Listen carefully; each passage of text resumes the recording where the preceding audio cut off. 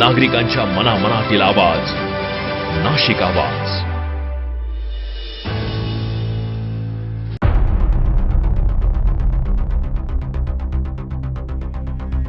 Gas नाही तर स्वयंपाक कसा? 5500 हॉटेल व्यवसाय संकटात. भट्टी पेटवायची कशी? गॅस टंचाईने हॉटेल व्यवसाय हैराण. सिलेंडर टंचाई नाशिकमधील हॉटेल व्यवसायाचा श्वास रोखला.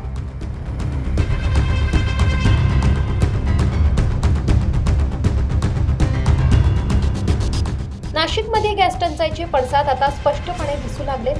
व्यावसायिक LPG सिलेंडरच्या पुरवठ्यावर मर्यादा आल्यामुळे शहर आणि जिल्ह्यातील तब्बल 5,500 हॉटेल व्यवसाय अडचणीत आले आहेत. गेल्या 2 दिवसापासून व्यावसायिक गॅस सिलेंडरची कमतरता जाणवत असून काही ठिकाणी सिलेंडर ब्लॅकमध्ये 2 ते 2,500 रुपयांना विकले जात असल्याच्या तक्रारी समोर येत आहेत. गॅस टंचाईचा सर्वाधिक फटका लहान हॉटेल, नाश्ता केंद्र, चहाचे स्टॉल आणि ढाबे व्यावसायिकांना बसत असल्याचे समोर आले आहे.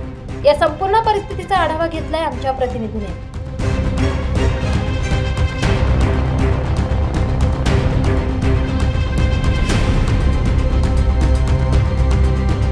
पश्चिम आशियातील युद्धजन्य परिस्थितीमुळे जागतिक इंधन पुरवठ्यावर परिणाम होण्याची शक्यता व्यक्त केली जाते. याच पार्श्वभूमीवर देशात घरगुती ग्राहकांना गॅसचा तुटवडा भासू नये यासाठी व्यावसायिक LPGच्या सिलेंडरच्या पुरवठ्यावर काही ठिकाणी मर्यादा आल्याची माहिती मिळते. या निर्णयाचा थेट परिणाम नाशिकमधील हॉटेल व्यवसायावर होत आहे. शहर आणि जिल्ह्यातील सुमारे 5,500 हॉटेल व्यवसाय सध्या गॅस टंचाईचा सामना करत आहेत. हॉटेल, रेस्टॉरंट, ढाबे, नाश्ता केंद्रे तसेच चहाचे स्टॉल यासारख्या व्यवसायांचा मोठा भाग व्यावसायिक LPGवर अवलंबून आहे. मोठ्या हॉटेलांकडे काही प्रमाणात गॅसचा साठा असतो, मात्र छोट्या व्यावसायिकांकडे रोजच्या वापरापुरतेच सिलेंडर असतात. त्यामुळे गॅस उपलब्ध न झाल्यास त्यांचा व्यवसाय थेट बंद पडण्याची वेळ येऊ शकते. नाशिकमध्ये गॅस टंचाई सुमारे 5,500 हॉटेल व्यवसाय प्रभावित. मागील 2 दिवसापासून गॅस टंचाई. सिलेंडर ब्लॅकमध्ये 2,000 ते 2,500 रुपये. छोट्या हॉटेल व टपऱ्यांवर सर्वाधिक परिणाम. दरम्यान गॅस टंचाईचा फायदा घेत काही ठिकाणी सिलेंडरचा काळा बाजार सुरू झाल्याच्या तक्रारीही समोर येत आहेत. व्यावसायिक गॅस सिलेंडर 2 ते 2,500 रुपयांना विकले जात असल्याची माहिती हॉटेल व्यावसायिकांकडून देण्यात आली आहे. या परिस्थितीचा सर्वाधिक फटका लहान हॉटेल, टपऱ्या, नाश्ता केंद्र, वडापाव आणि मिसळ विक्रेते यांना बसत आहे. अनेक छोट्या व्यावसायिकांकडे 1 किंवा 2 सिलेंडर असतात. त्यामुळे गॅस संपल्यास त्यांचा व्यवसाय पूर्णपणे बंद पडण्याची भीती निर्माण झाली. ईरान अमेरिका का जो वॉर चल रहा है, इसके वजह से गैस की बहुत ज़्यादा शॉर्टेज है और इसका सीधा असर जो है होटल लाइन पे पड़ा है. जो ख़ास तौर पे रमज़ान के जो स्टॉल्स लगते थे इफ़्तार के लिए, इस पर इसका बहुत ही ज़्यादा असर हुआ है.